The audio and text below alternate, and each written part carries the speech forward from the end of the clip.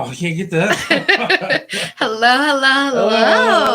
I am all stuck here. There we go. Today is just like a puzzled day. Hello. Welcome to Beyond the Shadows podcast, hosted by Haunted Souls Paranormal. It is March 26th, season 2, episode 10. Yep. Welcome, everybody. Mm-hmm. Well, I'm Mo. I'm Dan. I'm all debobulated right now, trying to figure out. I got the keyboard over I don't here. know. I usually put it back. Yeah. So, welcome everybody in. Let's see. Weather. Busy week. Still going to be a busy week. Yeah. Everything ready for Metaphysical Fair this coming this weekend. Yeah. We did our own little investigation this past weekend, which we'll kind of talk about at the end when we do our giveaway. Yes, we all have a giveaway today. We're giving away 2 tickets to our weekend pass. Actually, we'll do a weekend pass to Metaphysical Fair this weekend in St. Louis. Yeah. The Mayor Star will be there. We're speaking at 1:00. Yeah. With the fair, you get all your vendors, all your lectures, classes, spirit galleries, that kind of stuff is all free. Mm-hmm. All the vendors are going to be there and stuff, and you can do some cool cards, get your cards read. There's a guy that does the mediums. Yeah, medium psychics. The pet psychic will be there, which she'll be on our podcast. Mm-hmm. Which I'll see her this weekend. Yeah, Maddie's going to do that this weekend and stuff. But the Aurora, what was I say? Your aura. The aura people are there. That's going to be another word on your thing. You can never say aura. You just always say aurora. Aurora. Yeah, so your aura, they take a picture of your color of your aura. Aura. Which is aura, whatever. And we've had pictures of ours. We did it before. Well, you did it with the. They wanted to do it before Ghost Hunt and then after Ghost Hunt. It is different. And there's a total difference. Yeah. So that's kind of cool. So yeah. Weather today, cold. I got out. You did. Tried to do some errands. I went out this morning. It was really cold this morning. Didn't have my wallet. Yeah. So that was a bust. Couldn't get everything, so I had to come back home. The light went out. Did it? Yeah. Oh well. We're darkening it tonight. It's fine. So. But yeah, no. It was cold. It was chilly. It's gonna be cold. We're having a cold weekend. Yeah. Things are going to be changing. Our lighting situation, everything's going to be changing shortly. We'll be changing a whole new location. Yeah. We got the thumbs up. This will be solely just our office, not a podcast room. Yeah. We had the thumbs up that we will be moving to St. Louis Haunted Mansion. The podcast will run there on Tuesday nights. So we'll do the podcast from a haunted location. So yeah. We'll have a REM pod up maybe or something. Yeah, we'll have REM pod set up in the other rooms. Have some equipment. And stuff. And then you'll see Maddie be doing the hear noises. Someone put you by the door. Nuh-uh. No, we're in the back little room. I know, there's 2 doors. Oh, shoot. Remember, there's the door that goes out to the room with the burnt-out body. Okay. And then there's a room that goes out to the main room. To the main library area. There. So which room are you putting me I don't know. Which one? I don't know. I'll put, let me see how the setup is. And I'll see where I want to put She got to have her back to the steps that are going downstairs and the burnt-out body. Oh, I will. I'd rather do that than the main room. Really? The main room's where I see all the stuff at. I hear all the stuff at. So the winner this week, not the winner, but the first person here this week is Susan. Hello. I got Lauren. She said, "Happy HSP Tuesday, y'all." Hello. Welcome. Brandon, which was our hat giveaway winner. Hey, did you get your hat, Brandon? Yeah, he said everything. He said, "Evening, guys. Got my hat. Thanks, Dan and Mo." You're welcome. Congratulations. And Kathy said, "Hey." Gina, she said, "Howdy. What's up, Gina? KT, I don't know how to say that last name. Billabry? Oh, Billabry. He'll be hey, what's going on? They'll be at the Mineral Springs this weekend for one of the guests. Okay, nice. Hello. Kenny Brown. What's up, everyone? Kenny? Lauren or Aurora Portholes. You're gonna be banned. Jeannie said, "Hey, hello." What's going on, Jeannie? Actually, I was gonna grab my cup, my HSP cup that she made me, but I can't reach it because I have my South Carolina cup, but I was going to use the one that she made me with my name on it, but I couldn't reach it. So said Tony will be there. Okay, Tony. Abby, hello. She said hi, guys. What's going on, Abs? But yeah, that's kind of rundown. We'll talk a little more about the stuff, like if we have time at the end. We'll talk about our previous weekend, upcoming weekend, and we'll do the giveaway. We'll definitely do the giveaway at the end, but if we have extra time, we'll talk about it. You have to be in for the giveaway, so we'll have to give you a number and then type in the number. Yeah, and then we'll put you in the wheel of death. Oh, nice. Love that. Let's get to our guest. Yeah. Talk about Mineral Springs. Yes. That is our ghost investigation this Saturday. Stuff. So we reached out to Dave. I didn't want to say his name, so you're going to do himself. I know. I reached out to Dave. I've met Dave numerous times at Mineral Springs. I enjoy his talks and stuff. He has lots and lots of knowledge. Yes. And everything. So it's really cool. So with that, we'll just bring him on so that way he can. I don't want to give nothing away. Hey, what's going on? Hey guys, I don't know if it's fair to say I have knowledge when I couldn't even type the link properly to get on here tonight. It could have been me too. It could have been. I think she had an I instead of a J. So. Yeah, no, you're good because I did my best. Well, I'm not good at the cutting and pasting. I had to type everything in. It's because I'm old. And the blind man is the one that found that out. Yeah. I mean, needless to say, I did get right up on top of the TV. Okay, to be fair, we do use our TV as a laptop screen. And it is so far away, like on the other side of the room. And I'm always like typing in like the link like this. Oh, that's funny. So that could have totally been me. Well, what would you guys... What do you think everyone wants to know about Mineral Springs? I don't even know where you start. I do want to say, though, when I talked to you earlier today, you're like, oh, picture. I don't have a picture. That is a really cool picture of you. I like that picture. That was really cool. So there's a story behind that picture. Donna hates it. My wife, Donna. There was this really weird time last summer, and there was just this explosion of media interest in Mineral Springs and, what's going on there and why is it so haunted? And for whatever reason, there were two newspapers in England that wanted to interview me and talk about how haunted the building was. Yeah. But they wanted like a celebrity, paranormal headshot kind of thing, whatever that bullshit is. And so I went over to the cemetery near our house and took a selfie with my camera, and that's it. And I've been using that ever since. I never asked the permission of the people that own it. I don't even know whose grave that is in the background, but it's cool. It's a great photo. It's a great photo. I was like, he acted like you don't take photos. I was like, he is correct. It is like the paranormal headshot photo. Yeah. Like it is. Yeah, I had on my black T-shirt. It was way too small. I was just trying to look ripped. The whole Zach Baggins vibe. I get it. That's all the paranormal people got to do.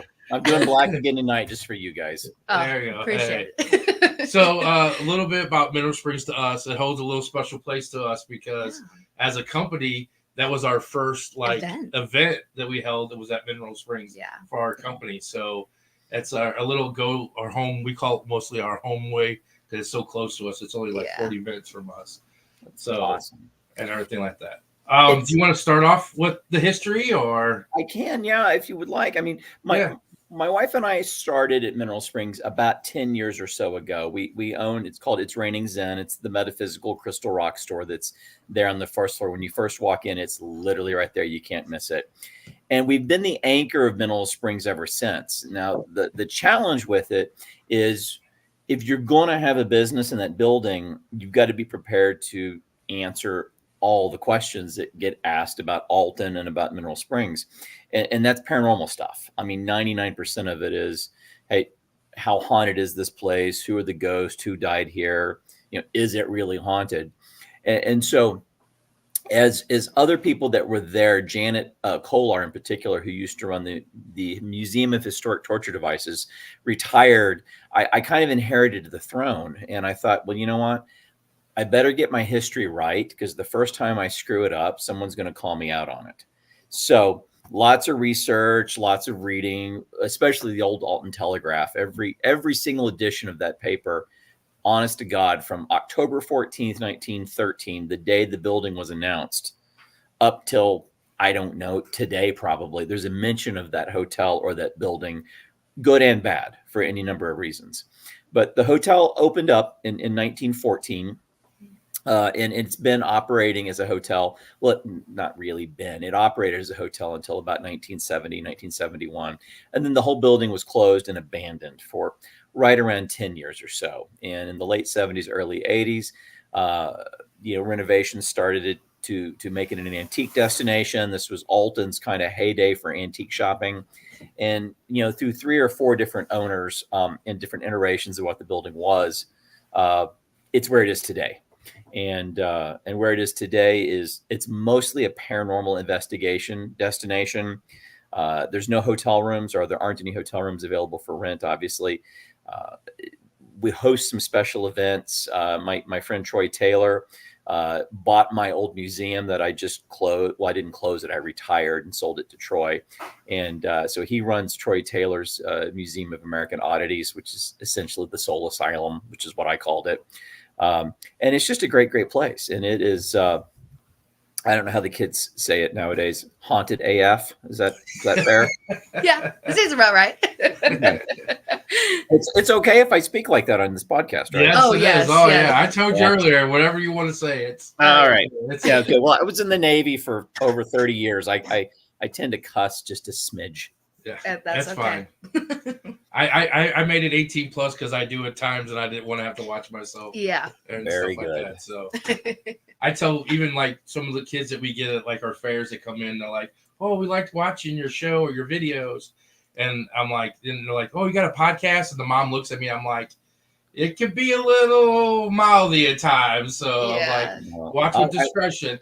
I won't make it salty, but Oh, no, it is haunted. It's a very haunted location. I mean, the thing about Mineral Springs is it fuses together a couple of different worlds in the paranormal community. I mean, there are the factual historic hauntings that are really well documented. Pearl Sands, who committed suicide in the room above Reigning's Inn in 1965. Lou Harwood, who shot himself in the hotel bar not long after the hotel had been open. It had only been open for 2 or 3 years, and Lou put a gun to his chest and killed himself. Clarence Blair drowned in the pool. Very well documented death that occurred in the building. But there's also all the folklore hauntings, the hauntings that occur there, and no one has ever been able to prove that they exist or why they're there. But the folklore hauntings to me are actually way more fascinating than the historic hauntings because I've experienced all of them, and they're very, very real. And a lot of them really tie into that 10 years of abandonment time that the building experienced in the 70s. I mean, I have to be careful how I say this, but Mineral Springs and Alton, let's just cut to the chase. Mark Twain called Alton a dismal little river town. Okay. And, it was, and I suppose parts of it still are, as is every other city on the river. But the building attracted sort of bad actors, let's call it that, I think, in the 70s. And, as the city has gone through different reinventions of itself, Mineral Springs has sort of been a magnet to attract folks who may have not had the best interest of themselves or their neighbors at heart. And high crimes and misdemeanors occurred there. There's no doubt about it. If you grew up in Alton in the 70s, you knew where you could go break in a building to drink a beer or do whatever. And I think those scars that were created by those activities really stuck with the building. And so there's some real strong energies there. They're not as dark as I think people want them to be, but they're definitely there, and they're very strong. I think everybody wants every building to have that dark. To have that energy. dark. I think that's like they're like a little niche. Like they want to do it, but they really they don't want to do it, but they really want to do that. Yeah. They want to face that dark entity that And we try to tell people that like we've been to many places like I've never experienced nothing dark at this place or that place. No. I've experienced a very dominant, I wouldn't say dark, but a very dominant spirit at Mineral Springs. Yeah. I faced that gentleman in a way to where he was like, he kind of makes everybody else be quiet. When you're talking to everybody, when he makes his presence. Was it old Billy Boy William? I don't actually. We had a psychic in there last time, and she's got the name of the guy. What'd she say? You remember? Man, I have to let me look real quick here. All right, I'm putting you on the spot. Sorry. Yeah, no. But he actually came in and talked to her. Yeah, like he walked in. He runs. She said that he doesn't like the fact that everyone's he said he doesn't like the fact that people are making money off of his ghosts. Okay, is the way he worded it. Well, apparently that's what the guy worded it to the psychic. He said that he don't like everybody. He don't like us making money off his ghosts. Well, one of the listeners just commented Edward Norton. I don't think that's it. That's it. Is that Heidi? Yeah, that's her. That's her. Sorry, Heidi. I was looking. Edward Norton's not dead. Is she talking about the actor? No. This guy. She has she said who he was. Oh, and then she went on she said he was from England. He came in on a ship and with his family and stuff and all this stuff. And then she ancested it and found out it was really that gentleman's name, and he came over and his like on the ship and everything. She researched it and stuff. So that's kind of cool. But kind of going back to that whole dark energy, I feel like people don't know people assume the difference of heavy or dominant energy as evil. I think that's what their brain immediately goes to. Yeah. A lot of people assume just because something's old, it's haunted, and that's not true. I mean, I'm old as shit, and I'm not haunted. However, that kind of does tie into what my point with people who do paranormal investigations is, and it's this. I think people tend to be way more haunted than places or objects. Mm-hmm. And it's because, it's a way of interpreting the world around them. It's a way of viewing the world. And it creates an opportunity for people not to necessarily have to take ownership for the mistakes they might have made. Oh, my life's a shit show.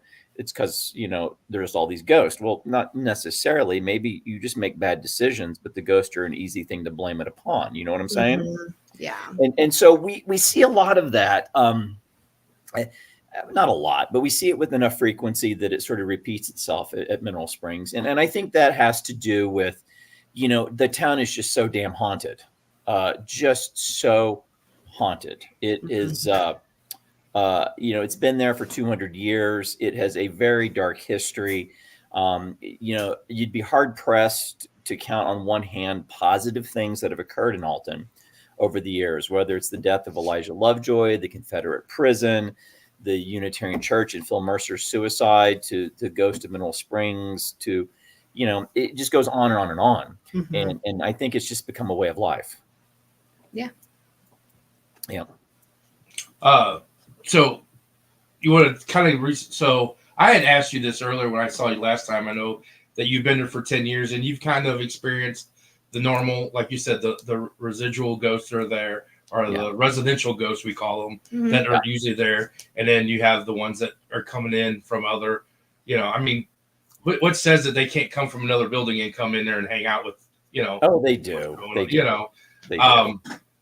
But I had asked you, once you opened up your soul asylum, mm-hmm. how well it, did it amp up the hotel and everything? And you were pretty much like, oh, it's gone from here to here now. That's like the things that it was like Ric Flair on steroids in the height of his career. Is what it was like. Which is funny because we were last time we were at Mineral Springs. We had gone to your museum. We had gone to see it. And we were looking at all the devices and all the serial killer stuff and all that. And then we were at our investigation that night.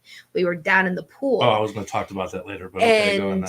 Well, just kind of bring it up with the whole and it had said one of the torture devices upstairs, and we were like, what? Why did it say that?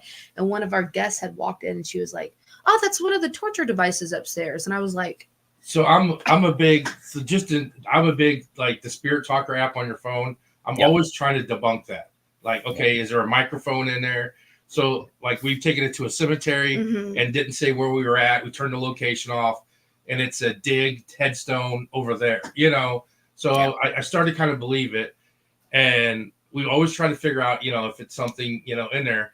And like I said, we were there for one of our friends had rented out, was a private thing.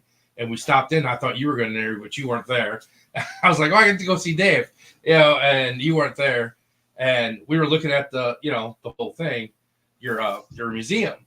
And I didn't see the device. And then we were sitting in the pool, and the spirit talker said, breast ripper. Oh my God.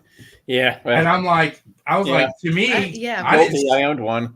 Yeah. I'm like, I don't remember seeing that. And I'm like, that's an odd word to have on the spirit talker. Mm-hmm. And like Maddie said, one of the guests says, oh, that's upstairs in the museum.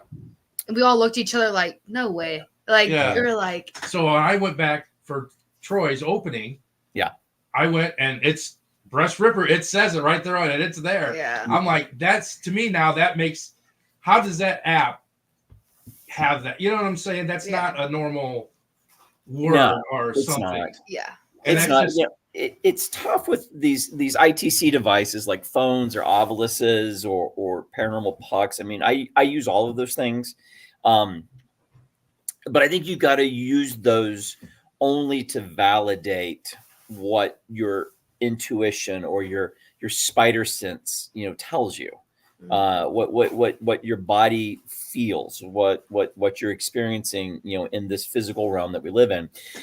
And when you get validation from devices, I think that's really helpful. I mean, and for example, like an ovilus, I'm not even joking with you guys, hand to God. Every time I investigate Mineral Springs, and I've probably done it a couple hundred times now at this point, the ovilus will say Dave and preacher. At some point, it's not right when we first start, but it's usually about 20 minutes into the investigation, between 20 and 30 minutes, as I go down into the sub-basement, Dave and preacher. And, for your folks that are watching that don't know me, you wouldn't know from how I speak sometimes, but I'm an ordained, my wife and I are both ordained ministers. And I think that the spirits of the building like to call me preacher, just maybe because I've been trying for 10 years to preach the truth about them, that they're very real and that they deserve to be respected, and that they just want to be understood. And this, dance, monkey dance, jump, scratch, make a noise bullshit, I hate that. Guilty as charged. I've hosted some TV shows that do those things. I understand, but that was an economic decision.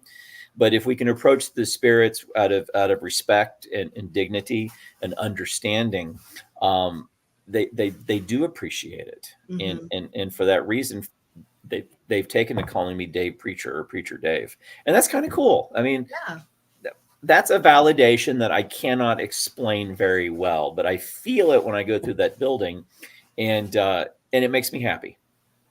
Yeah. Yeah. I mean, for me, that was like, I was sitting there, I was just like, that's just amazing that something, because that's just not a normal everyday word that something would use. That how would someone, breast ripper? And I didn't even, and the lady, when the girl's like, oh yeah, it's upstairs, I was like, oh, I got to go back and see, because I got to definitely see. And I asked Troy when I came in, I'm like, hey, do you have that breast ripper? He's like, yeah, it's over there. I was like, I went right to it to look at it.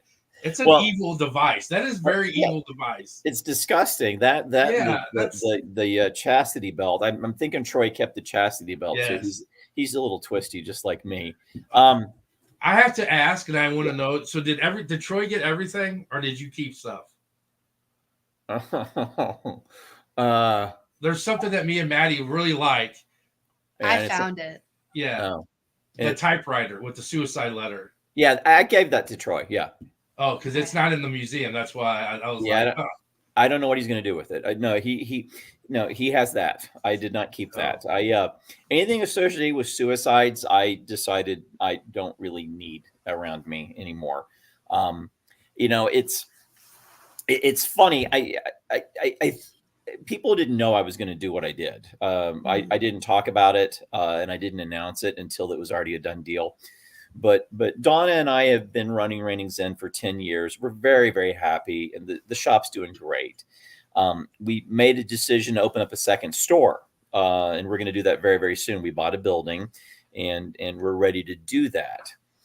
But The problem is between running the museum, running the store, running the second store, being retired from the service, and 30 years of being in the service will take a toll on your body. It just does. And it had gotten to the point where I could not keep going at the pace I was going at, and leading those investigations is not easy. One of the questions I was asked years ago during a TV interview is, how has the building affected you? And the first 4, 5, 6 years of being in Mineral Springs, let's say the first 5 years, I'm going to tell you the effect was very negative, because I was surrounded by all of those energies all the time. And that's not something you can just walk away from. If you're there one day a month, that's different. But when you're there 8 and 10 and 12 hours a day, and you're constantly getting phone calls to go up and unlock a door or unclog a toilet or run off a homeless person or whatever the calls were, you begin to have associations, that you make, and your mental state about the building changes somewhat. And so, I was very angry and very aggressive and very territorial about the building. And it wasn't a good state of mind to be in. You factor in that on top of all the other things that were going on. In particular, I mean, it's 97,000 square feet.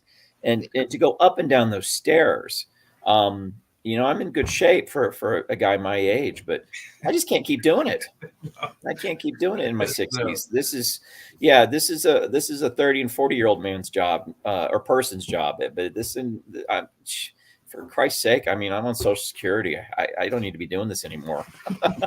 We make one trip down and one trip up. I go to sub basement. I go one trip down, one trip only. Yeah. So I that basement don't get along very well. It was a surprise when we sold it. I sold it to Troy. It was exactly the right move, because he knows that building as well as I do, if not better in some regards. And he's a good friend of mine. And I appreciate everything that he has done. Without Troy Taylor, Alton would not be on the map as a paranormal destination. You prove me wrong. You can't. It just is what it is. And he is well researched, and he's a great author. His book Haunted Alton is the best book there is about the community. So he told me he was interested a long time ago, and so we struck a deal, and it's in perfect hands, and I can sort of just fade away, and it's nice. Yeah, he's got a nice little good with his tables now that he can come out of that one room and bring it all into his one room. Yeah, absolutely. So it's really nice. A little dark. He could use some more light. Yeah, well, I put a lot of light in there because I wanted people to see stuff. But Troy and I have different aesthetics for different people, so he'll be successful with it. Oh yeah. But I got to tell you, I almost said a really bad word. The most effed up thing in that museum, and it's still there, is that autopsy table. Oh yeah, that's my favorite thing. That's my favorite thing. I tell people when I go in there, I'm like, "Do you see the hair in the pipe?" And they're like, "What?" I'm like, "There's still stuff in that pipe," and they're like, "There's skin. There's a bunch of hair in the drain. There's skin in the pipe." So my friend Matt, he acquired it. Let me just, let's go with acquired. Absconded, acquired, whatever. He acquired this damn table from the Dixmont Psychiatric Institution outside of Pittsburgh. And it has a weird, and the only reason I bought it off of him is because of the connection that it has with Alton. And you're like, Pittsburgh, Alton? Well, they're both river towns. That part's true. But there was a lady named Dorothea Dix who was a prison reformer who came to Alton in the 19th century. And the reason Dorothea Dix camped out in Alton and stayed there for so long is because of the old Alton State Prison, which the folks watching tonight can still go visit. It's known as the Confederate Prison, but before it housed Confederate prisoners of war, it was, no shit, the Illinois State Penitentiary from 1833 to 1859. And when they built it, it only had room for 12 prisoners, 12 cells. That's it. When Dix came to town, I think she came in 1856. By that point, it had been expanded to 256 cells, and they were 7 by 10 feet. So There's a closet right behind me. There's a closet or another room behind you guys. I guarantee you the closet or that room, in fact, anyone that's watching, their closet is bigger than 70 square feet nowadays. Well, these were the cells. And Dorothea Dix argued that, men shouldn't be kept in a room that small. And there was obviously no running water. The food was inadequate. The guy that ran the prison at the time was paid an annual salary. And from his salary, he was to provide for all of the provisions for everybody. And what was left over was his take-home pay. So you can imagine the conditions that it was like. Mm-hmm. Well, Dorothea Dix got the prison closed. And when the Civil War broke out, the Union troops, the Confederate troops in St. Louis it was just a nightmare over where you are. Missouri was not a part of either the Confederacy or the Union, as you know. Mm-hmm. And so the Union Army asked the governor of Illinois if they could use the prison in Alton, and they agreed to let them do it. And it became the Confederate prison. And by the end of that first year in 1862, right around the time of the smallpox outbreak, there were 2,000 men incarcerated in 256 cells. Now, wow. I mean, I went to public school, so let's just say 2,000 men, 200 cells. Just make this easy. That's 10 men a cell. And the Army Corps of Engineers excavations indicate that the right number was probably 9 because officers probably had their own room. So there were 9 men to a cell in the Confederate prison. Well, what a nightmare, right? Well, had Dorothea Dix not come to town and preached at everyone to close the prison, the Confederate prison would have never occurred. She caused it in a weird way. Okay. Mm-hmm. When she left Alton, she went up outside of Pittsburgh and started the Dixmont, named after her, psychiatric institution. Fort Dix up in New Jersey, same family. So Dixmont was a 400-acre psychiatric institution that stayed open until 1984, from 1864 to 84, for 120 years. Wow. And perfected the art of electric shock therapy, lobotomizing, hot water, cold water, all of this effed up stuff that they did to people back then. Mm-hmm. That autopsy table was the only autopsy table in the Dixmont morgue. So when Matt told me about it, I'm like, I've got to put this in Alton because it's kind of a relic of Dorothea Dix's bullshit that mm-hmm. led to the Confederate prison. Mm-hmm. So I was really happy to bring it here initially. And there were several times that the thing wasn't so heavy. It weighs about 400 pounds. I'd have thrown it off the bridge. I'd have dumped it in the river if I could have. I mean, that thing is haunted as get out. Oh, I can imagine. Mm-hmm. Yeah. And the people, the spirits that are associated with that table really have no clue where they are, I don't think. And so I made a bad Ric Flair reference earlier. I'm not a wrestling fan, but it applies to this. I just think that the spirits associated with that table, they're aware of their existence in Mineral Springs right now. And I think the spirits of Mineral Springs, obviously, they're aware of their own existence.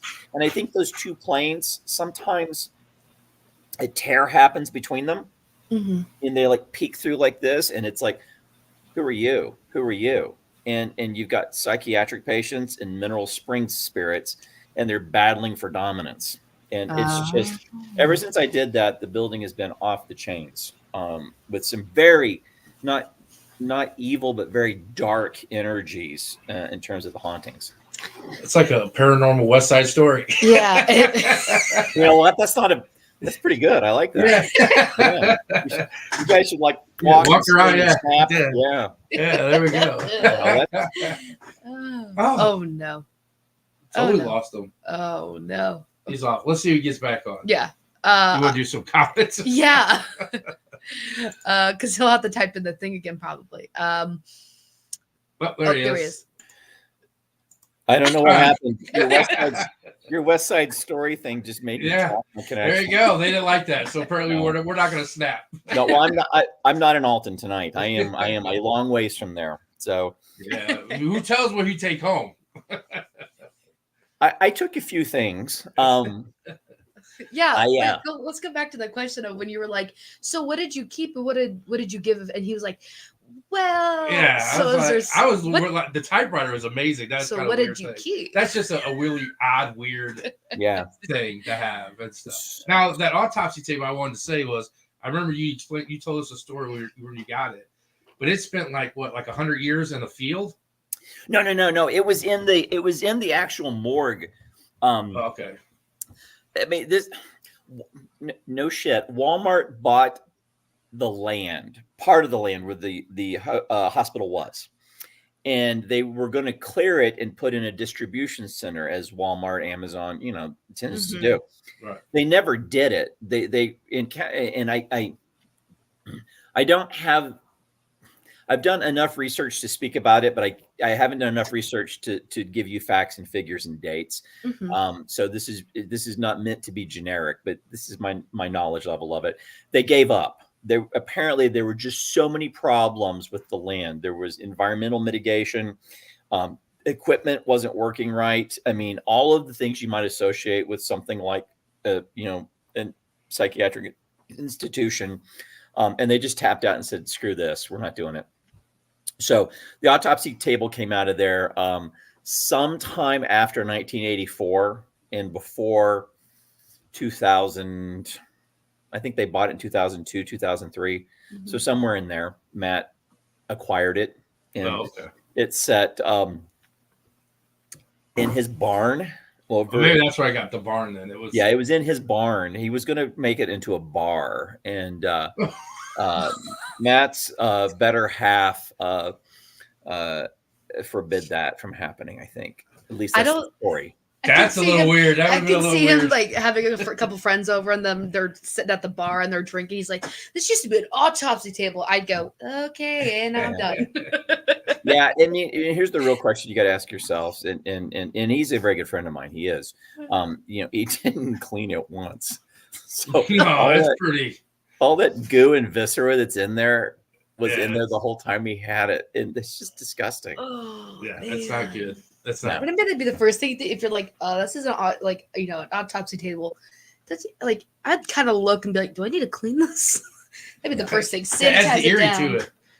Yeah, it's sitting next to Alan Durfee. Well, it was. Troy kept this. I don't know what he did with it. I gave him Alan Durfee's embalming table from 1871. Durfee was the father of modern mortuary science in the United States.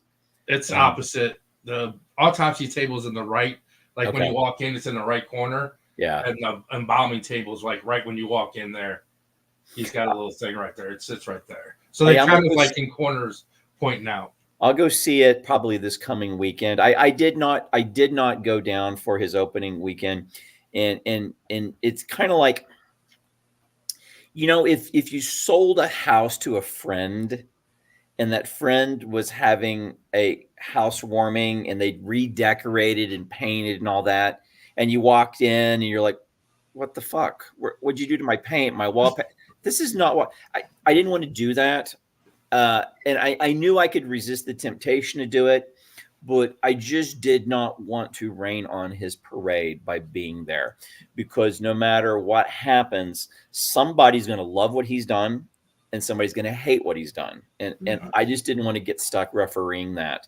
So I intentionally stayed away for his opening weekend. I called him and wished him well, of course. And he and I talk probably 2 or 3 times a week at least. But I'll go down this weekend and see it. Yeah, it's really nice. I mean, like I say dark because it's like really dark. You had it really like bright, but it's his ambience thing. It's kind of cool. Yeah. And stuff like that. But he did a good thing for it. Well, he's got a good area for himself. Put it that way. The reason why it was so bright is because I had written all those descriptions of everything that was in there, and he kept all of that. All the descriptions are still there, but I lit it up nice and bright so people could read it. Because as the docent in the museum, I was usually there, and I would end up getting involved in these hour-long conversations with people, which I love doing. But if I had 10 other people in the museum or 20 other people in the museum, there just was never a break. Right. There was no way to say, well, if you'll excuse me, I got to go tinkle because I've been talking to you for like 6 hours now. So it's kind of like us at the fairs. Yeah. Metaphysical fairs. People like, oh, let me tell you my story. Let me tell you my goats thing. And you're talking and you're like, this lady standing here like, you look like she wants to ask a question. And you're like, I don't want to be rude and be like, hey, hold on, can I help you? And I feel that same way. I mean, it's like, it's tough. It's tough. It does. But I did keep some good stuff, and I kept my medicine collection, most of it, and some of the other things, the currency collection, the Trinitite from the White Sands experiment. Well, it wasn't an experiment, from the White Sands first nuclear detonation, stuff like that has a meaningful thing to me. I have all of those things, and I haven't figured out what I'm going to do with them yet. Donna and I retired we moved last year to a cabin.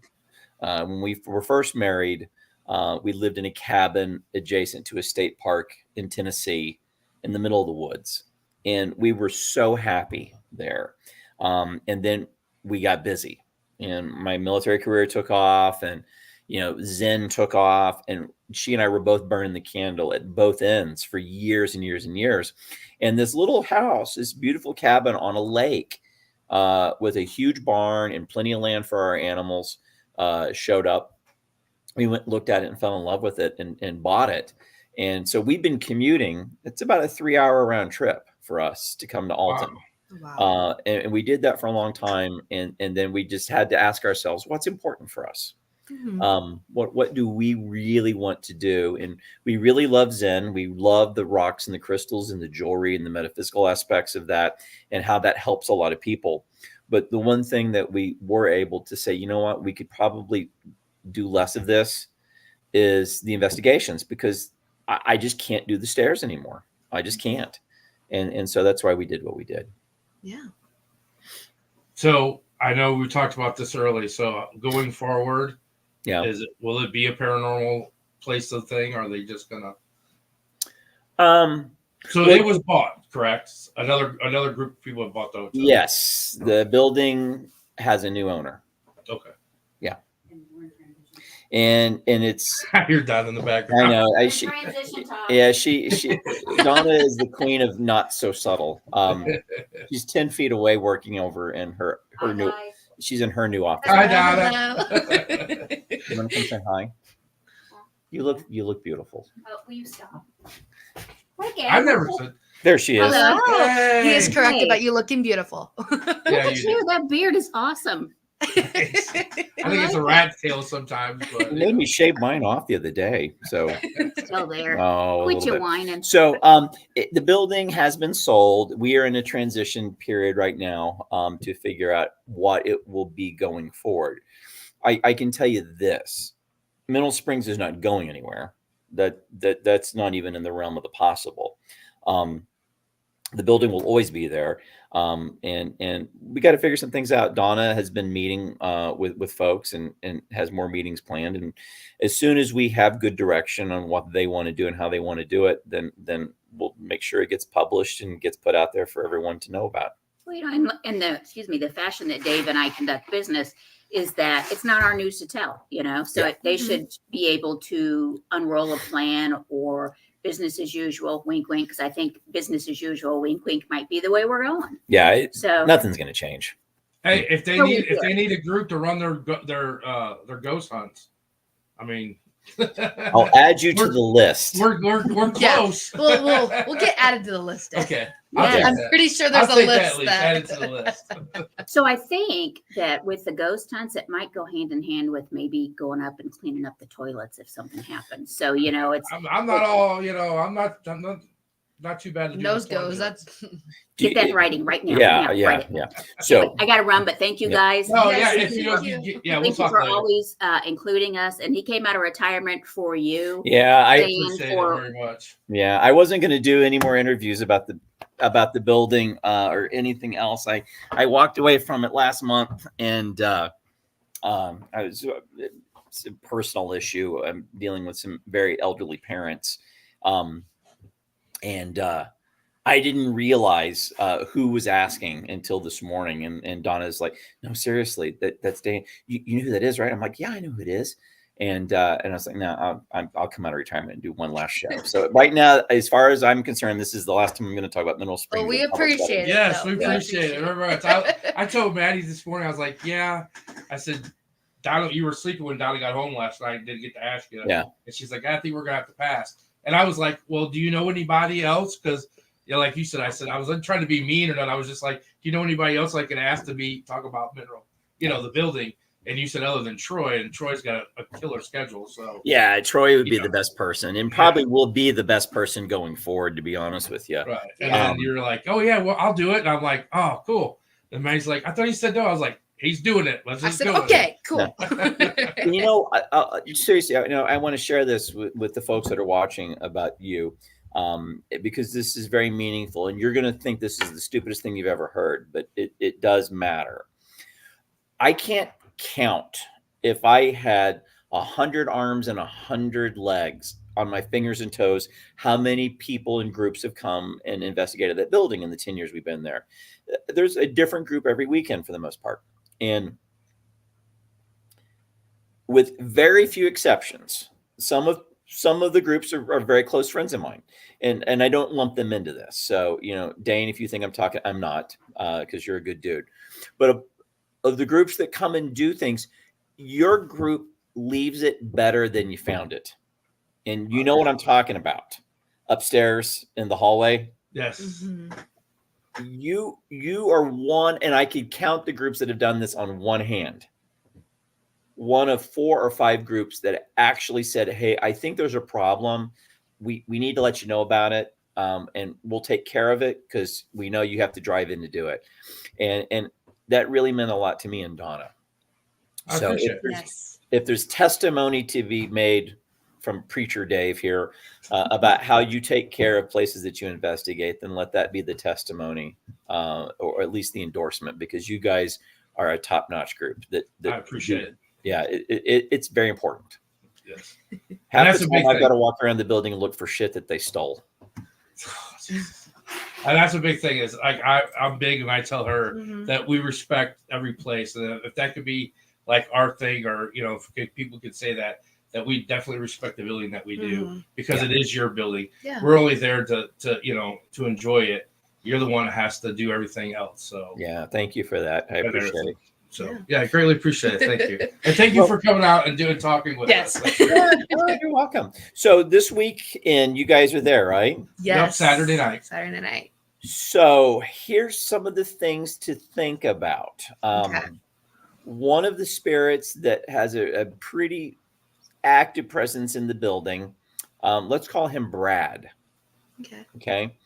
And Brad had a very deep connection with the building for a number of years. Brad passed away, I think, about 3 years ago now. It's been 2 years ago. You'll tend to find him down in the sub-basement. And he very much appreciates order and cleanliness and putting things where you found them, and asking about his tools and giving him compliments on how nice the place looks. He's been very, very active. He was our Mr. Fix-It janitor man for years, and Brad passed away. He's been very active in the building. So that's a good person to talk about. Pearl has just been off the charts during my investigations up in her room. My good friend Zach and his dear wife Mel participated in the majority of my investigations over the last year or two. And we would use SLS cameras. And we would have 2 SLS cameras and multiple spirit boxes going. And we would videotape these conversations between Pearl and her husband, George. And I saw someone earlier had commented, George. George Sans. They did Estes method for that. Okay, thank you. That was my ghost in the background telling me what I need to know. I have a very jaded opinion of George Sans because I have a close connection with Pearl, and Pearl took her own life in the building, and whether she took her life to avoid dealing with George or there were other contributing factors, it's not my place to decide, but my opinion is that he contributed to her suicide, and I'm not fond of him, and he knows it.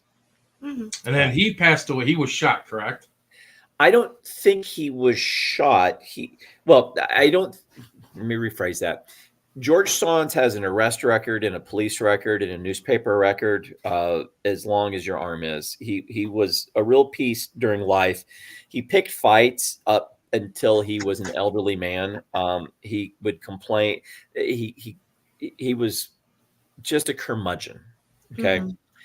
I have no doubt he was probably shot at least once in his life. I don't know that that's what killed him. I kind of think he just died of old age, to be honest with you. Which, you know, when you've destroyed everything that you love, dying of old age and having to live with yourself That's pretty punishment. Yeah, it's pretty fair punishment for someone. But George and Pearl are very, very active.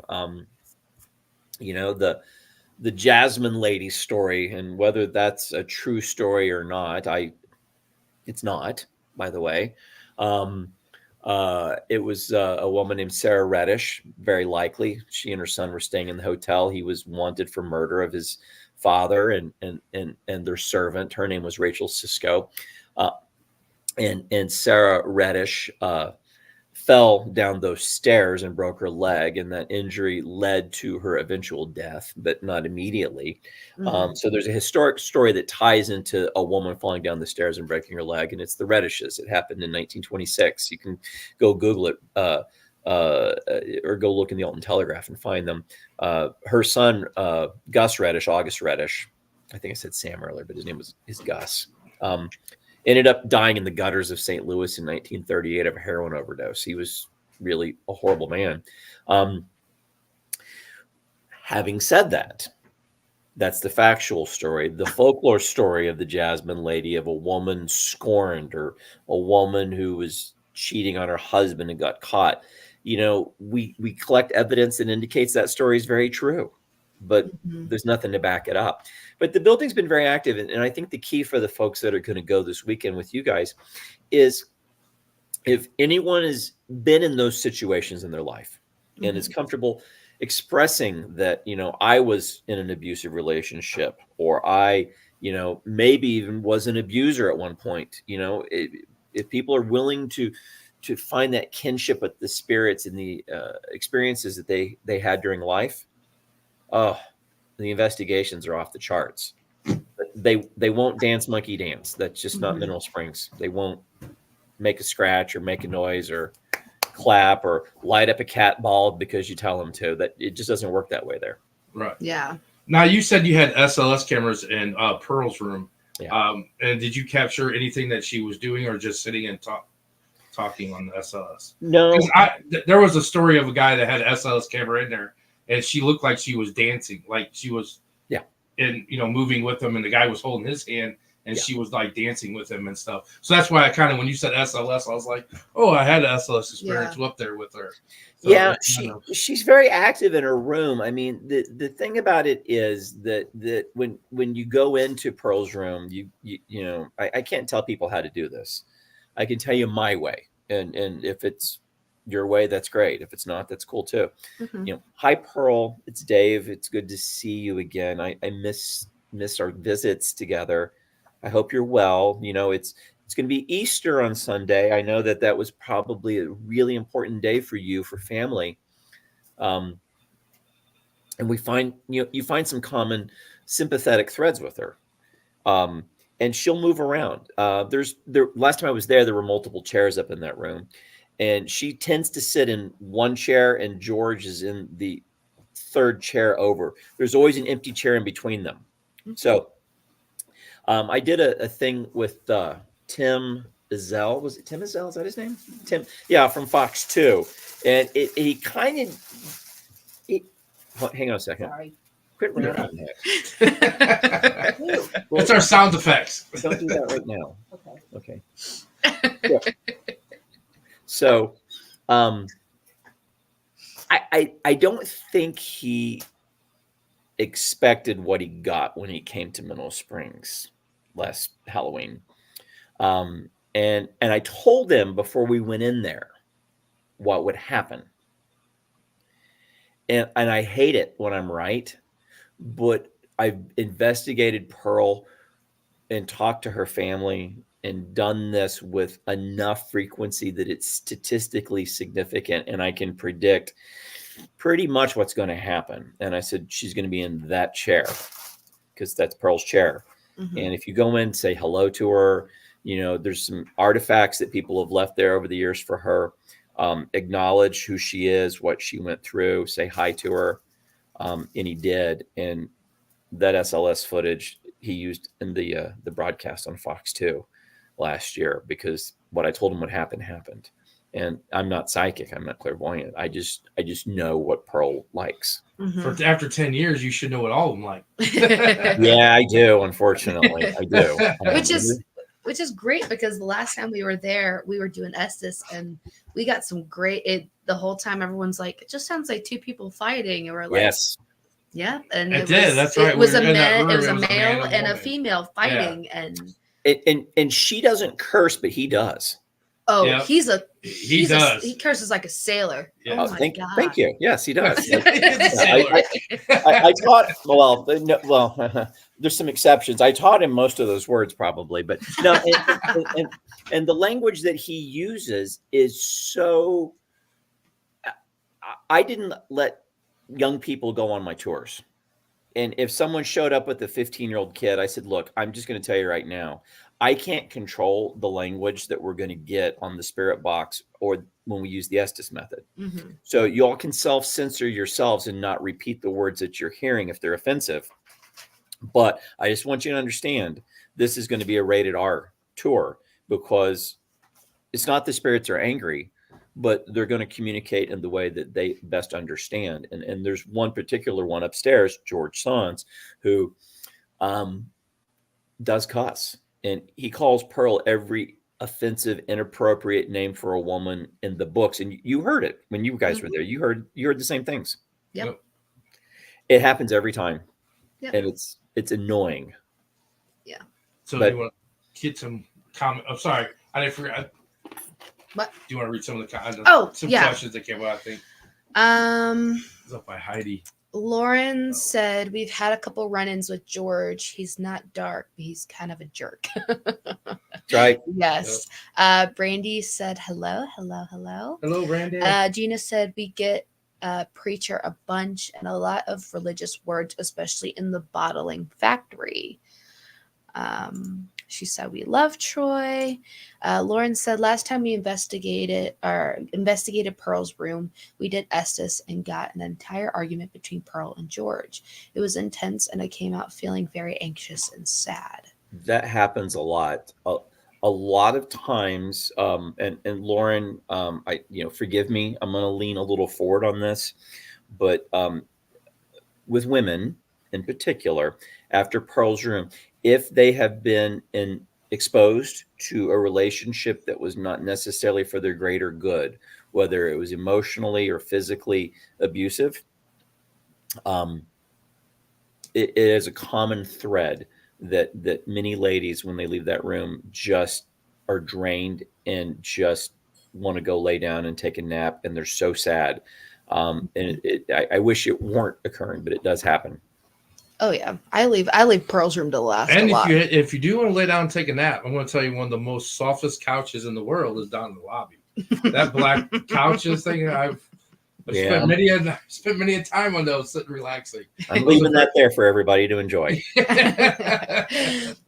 KT said Pearl was flirty during one investigation. Yep, she can be. She can be. Lauren said we have the most luck with her when we just sit and have a conversation or play music for her. She loves music. She loves music. Yep. KT said also that shadow in the basement. One of the things about Pearl, and a lot of people don't know this, she was a nurse. I can't tell you what flavor or kind of nurse, but she was a nurse. and you have to look at her generation and in the involvement that folk of her generation had in the efforts for World War II. There are a couple of mentions of Pearl doing very kind things for soldiers and sailors and Marines who had come home from the war physically damaged. dances and events and galas for them. She was very active for whatever reason. She didn't lose it. Pearl didn't have any children, but she was very active with those men who had come home. And so one of the most fascinating triggers that your folks can do this weekend is big band music. She loves big band music up in her room. That's her favorite thing. I've been making notes this whole time. You're making notes? Yeah. Go make notes. Yeah. Someone needs to write a book. Yeah. I mean, Troy wrote a book about it, but I'm just saying. Yeah, he's done the Alton book. I was working on the Mineral Springs book, and I may still do it one day. I don't know. Just We'll about see. all the stories of the different people that live there and stay there. So let's switching vibes. Okay. Let's go from the top to the bottom. Okay. So the basement, the sub basement. Yeah. What was that? So we've had some discussions about this, and someone's on this. So what was it originally? Was it a bottling plant or was it a slaughterhouse? Do you know? It was a slaughterhouse originally. Okay. But so Mineral Springs, the hotel was built on top of a previously existing structure. Okay. If you go down to the sub basement, when you get to the bottom level at the base of those stairs, if you look at that wall, that brown stuff that's crumbling, that's 100-year-old cork. There were 6 inches of cork that lined the exterior of the sub basement. That was the main structure of the building. Those walls are a couple of feet thick because they're lined with so much cork. That was the ice house. Okay. It was an ice factory, basically. And the reason that the ice factory was established was because Oggs and Herman Lure were butchers. They were meat packers. And up until the turn of the 20th century, they packed their meat in salt and stored it in the caves, the limestone caves up the river. When the ability to make ice was invented, artificial refrigeration, they needed a source for fresh water. They drilled a water well there. That's where the cistern is now. I know that years past, 10, 20, 30 years ago, one of the tour guides of the building insisted that they were drilling for oil. That's just insane. There's no oil Next to the river. No, but it's like the story of Charlie, the artist that haunts people's, dreams. That's bullshit. That story, that's just not even true. The mural that was painted in the Mississippi Hippie clothing store that we used to own, that was not painted in the hotel until the 70s, the late 70s. I mean, it just wasn't. But the idea that the artist committed suicide before he finished it, and still, that's just crap. I mean, the ghost that haunts that space is Lou Harwood. I mean, he killed himself there. Mm-hmm. Downstairs, though, it was an ice plant. Okay. The Lure's pig farm was up the street where the McDonald's is now. They would bring the pigs on rail cars down behind Mineral Springs and kill them and slaughter them and then render them there because the ice was made there. Then it switched to this bottling plant when the hotel concept was invented by Gus Ratz, the French guy that started the hotel with the Lures. And he said, you know what? We can tell people if they come and bathe in this mineral water. And the story is the plumber that was digging the water line took a sip of water when he had hiccups and it cured his hiccups. Well, that's not a miracle. That's common sense. But Ratz knew how to spin that. Mm-hmm. And he was French. And you've got to think back to the early 20th century. And this is where I get to academic for some people on this. Theodore Roosevelt had just launched the Great White Fleet. The Americans were expanding throughout the world. We were coming into our power as a country in 1905. Hotel was built 10 years later. The Roaring Twenties had not yet happened. Everyone in America wanted the world to know how cool we were. And in order to do that, we embraced the coolness of the Europeans. So when Gus Ratz, this French guy, stood up in Alton in 1914 and said, I'm going to build a hotel. If you come and bathe in the water and drink it, it'll cure you of cancer, of rheumatism, of whatever. And it's going to be the finest hotel in this part of the country, and soak in my baths. Then it became a bottling plant because people were buying the water to drink it. So ice house, slaughterhouse, bottling plant. Once the federal government and the state government cracked down on the owners of the building and said, you can't tell people drinking that water cures anything, because it doesn't, it became an auto parts warehouse for the Buick dealership down the street. And that brings back too of like the spirits and everything. We talk, and a lot of things when we talk and when we have our lecture or speak or whatever we do, we say that a lot of people say death, like schools are haunted, and they're like, oh, who died in that school? It doesn't necessarily have to be death. It's negative energy. And I think we talked about this too. The first time we ever talked was that the negative energy from these people coming that were sick already. Yeah. And then they got lied to, and now they're leaving thinking they're getting there, thinking that they were going to be cured, and they weren't. And that's just tons of more bad energy and everything for the place. I mean, the water in the hotel, the water's still there. It's underneath the building. It's still there. It is really high in sulfur, and sulfur is an analgesic. If you eat sulfur, not a lot, but just enough, you're going to feel a little bit better. It does make you feel better, but it's a very temporary thing. So people came there thinking they were cured, and they weren't, and they ended up dying anyways. But like what you said about the schools is exactly right. Think about this: churches, schools, hospitals, places where people have these epiphanies, these visceral reactions in their life to other folks. You kiss your spouse or your partner the first time. You consummate the marriage. You hotels. Oh my God, casinos. These places where people have these moments in life where they've never felt more alive or more dead. I've lost my fortune at the gambling table. Oh shit. Or I just walked in a hotel and caught my wife, my partner, my spouse in bed with somebody. You always have that negative connotation. Those are the places that are haunted. I was just telling someone the other day, I haven't been to the Pentagon since 9/11. I won't go, because the people that I worked with were in the Navy Command Center that was hit that day. And I just can't go and look at the building, because the memories of those folks will come flooding back to me, and I can't handle it. Is the Pentagon haunted? I don't know. That's not my place to say. Am I haunted because of what happened there? You bet I am. I think a lot of Americans are haunted for the whole situation. Yeah. But churches, schools, casinos, funeral homes, you name it, places where people... We were at a casino, KC Metaphysical Fair in Kansas City, and we're doing I was doing the do's and don'ts and showing them little cheaper things to use.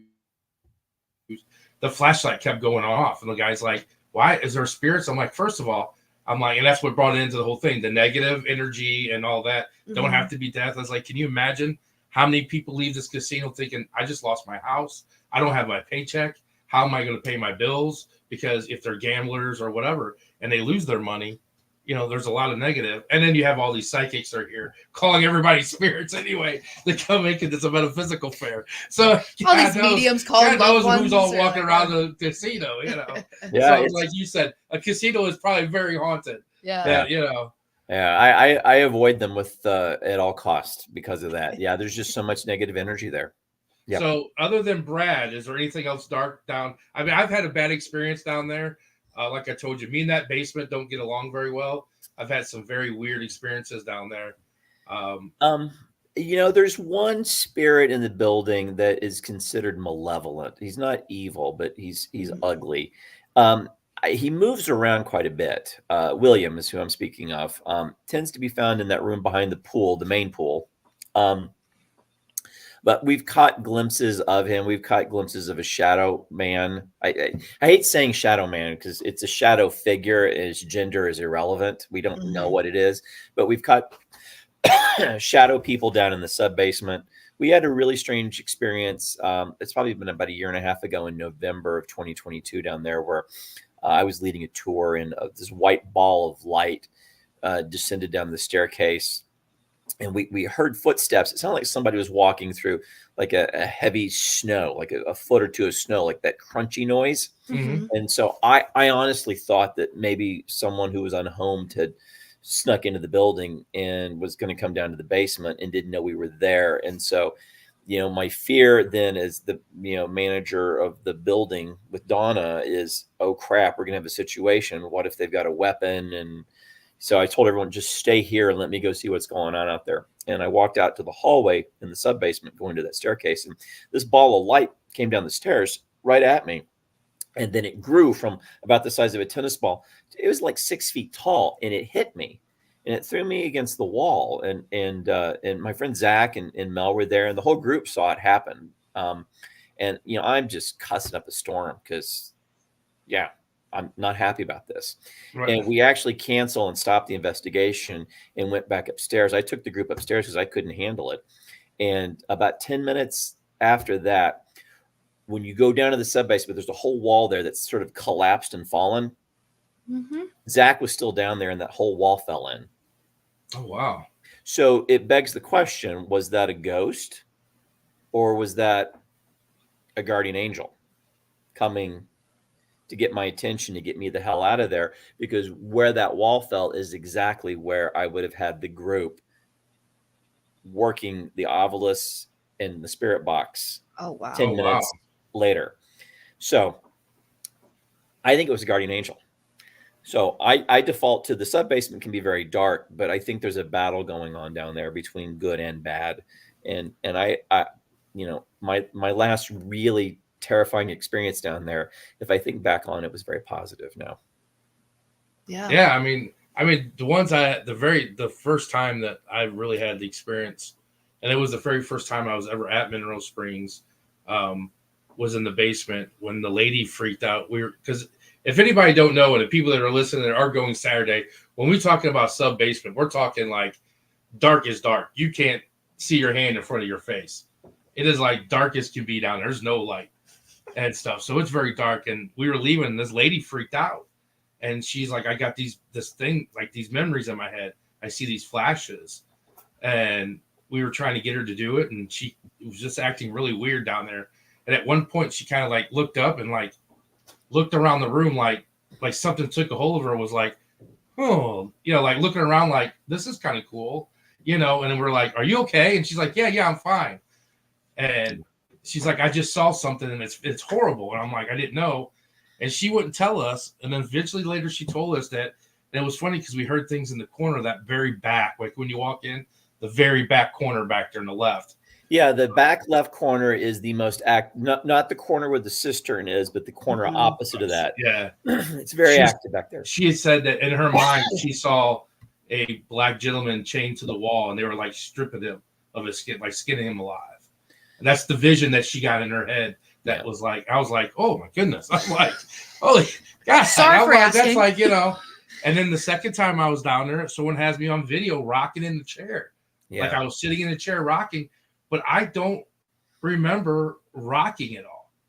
Now, so I'll be honest with you. There was nothing on that land prior to 1881. It was a field that went down to the river. But what I will tell you is Nathaniel Hansen, who built the Hansen Mansion that's across the street from Mineral Springs, next block up, later became known as the Enos Sanitarium, with the Underground Railroad station in the basement. Hansen was an abolitionist who used to pick up slaves who were escaping over the river, and they would transit over the land where the Mineral Springs was eventually built. So I'm very cautious about cultural appropriation when I tell stories, but it is a historic fact that folks who were escaping for their lives transited on that land where the building is now in the 1850s and in the 1860s. It did happen. I'm unaware of anyone who would have ever been beaten in the building, but that doesn't mean that the experience that your person perceived in their mind wasn't a legitimate real life experience that someone who came across that land at some point had, and they just connected to that life experience. And Right. things like that happen all the time in that building. Oh yeah. Yeah, and then I wear when I wear the kilt. You were there for that, or they were calling me the butcher. They kept calling me the butcher because I had a kilt on, which would look like an apron. He had like hard boots and big boots. I had like, and they said the butcher needs to leave, and I finally was like, all right, you guys calling me the butcher. I left, and then as soon as I left, everything got like they were getting stuff, but they weren't doing nothing until. So me in the basement, we don't I like I go down there one time and then I'm done. I do my one time, say hi, and then I go do what I got to do. Well, I'm really excited you guys are going to be there this weekend. I'll be visiting during the day on Saturday, but I won't be there at night. But I hope I'll see you guys there at least Saturday afternoon at some point. I'm going to try to get there before the Zen close so I can pay up my bill and everything. So thanks. I should be there before. Can I do my shameless plug? Is that okay? Go ahead. Knock yourself out. Everything. Well, advertise whatever you want. Well, that's not my style, but I do know, the Metaphysical Fair is over in St. Louis this weekend too. However, we sure would appreciate it if the folks that are coming to your investigation or coming to see the building dropped in and saw us at Zen. We've been sort of the cornerstone of that building for 10 years. Rocks, crystals, minerals, metaphysical, jewelry, kind of what you would expect. We've grown from a 400 square foot space to what we are now, from no employees to what we have. And we're getting ready to open up our second location soon. But we would love to visit with the folks that are coming to your investigation and get to know them a little bit better. So please come by and see us. It would mean a lot to us. It has helped us keep that building going for 10 years. And with their support, it's going to help us keep it going for 10 more, we hope. Yeah. I love their store. Hey, come over early. Go to Troy Taylor's Museum, Oddities and Curiosities. Yeah. Go to Zen, get your stuff. And then we usually go to Max down the street and have dinner. That's where we usually have dinner. That's our routine. So, we go in, look at your store, look at your, go to the museum, and then go get dinner. Yeah, the East Coast sub at Max is fantastic. That's my favorite. I have to try that one now. It's huge. And if you like hot wings, I can't eat them anymore. I can't. I got to watch what I eat now. But they have the best hot wings in town. I have to try it now, bar none. I'll have to get some. And then you have such a cool lobby. The umbrella thing is really cool. We love it. Yeah. And everything. It's just the whole ambiance of the hotel is really cool. Most of the things that are in that building and the lobby and the artwork, those are all gifts that were given to us by customers who became our friends. One of the things about Alton that's unique, that is we're proud of this, I think. I know we're proud of it, not think. Is the sense of community. And it may very well be that town has been beaten down so much over the years that the folks that are there, we just roll our sleeves up and get back up and dust ourselves off and say, give us another punch. Go ahead and bring it, because you're not going to beat us. Mm-hmm. And I think as a result of that, you've just got a cohesion in a community that is really not going to be found in too many other places. We got our problems there. There's no doubt about it. And the town's changing, and it's going to be a better place. It is. But people better not, they're going to learn real quickly not to write off the locals. Yes. Alton will kick your ass if you fuck with it. Mm-hmm. The question, though, I know, because Alton always gets flooded. Do you guys ever get up? I know you sit up pretty high up on the hill. You don't come up that far. No, the only time we get flooding is when the freaking water lines in the building break. So just had a question, since you know a lot about Alton. I know some friends of ours, Lauren and Gina, they go to Mineral Springs a lot. Yeah. But they're not coming Saturday. They're going to be in Cheney, at Cheney. Now, does Cheney have anything with Alton? Is there any kind of connection with him and Alton? I know he did the whole slavery. They got that hole in the floor and stuff, and they used to crawl. There's none that I know of. I did an event at Cheney Mansion. It's probably been 6 months or so ago, I think. It was last fall, I guess. It was a really rainy night that night, and it was a very, very interesting experience. I am not at Cheney Mansion. guy. I don't know enough about it to speak intelligent. It's like Ashmore with Robin.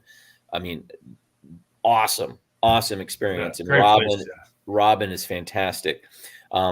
But I wouldn't dare try to tell their stories because I'll get them wrong. And then you know what happens when you get a paranormal story wrong in this community. Oh yeah. You get eviscerated. Yeah. So Well, they just came out with a book. yeah, they did. Yeah, I'm gonna order that book. I love to read the stories of Ashmore and stuff like that. Well, maybe after I've had a little bit of a break, I will get the Mineral Springs stuff put together and have Troy publish it. How's that sound? Whatever. Yeah, I just collect them, and Yeah. I have a Melbourne Manor book, which it's kind of cool. The lady that wrote it, it's like a paranormal investigator guide. It tells you all the death certificates, and she had to have legitimate reason, legitimate people in order to be in the book, and they tell their stories, newspaper clippings, and all that stuff of people that have been there. It's kind of cool. When I was doing the research for the museum, that was the most important thing, was to get on. And I'll be honest with you, I use newspapers.com because it's fantastic. And you just go and you can adjust your search terms. And I pulled all of these articles involving the people and the hotel and everything. And I have a huge file of this. There's probably 1,000 articles that I clipped. Yeah. And that's the way to do it. Oh, yeah. And that, but yeah. Well, so my one little thing I have before I want you to go. Okay. So, and why I say Mineral Springs is such a great thing, and it does hold a place. I saw my first apparition at your hotel. Mm-hmm. No. I think I told you this. And it was the little boy in the lobby. That's right. Mason.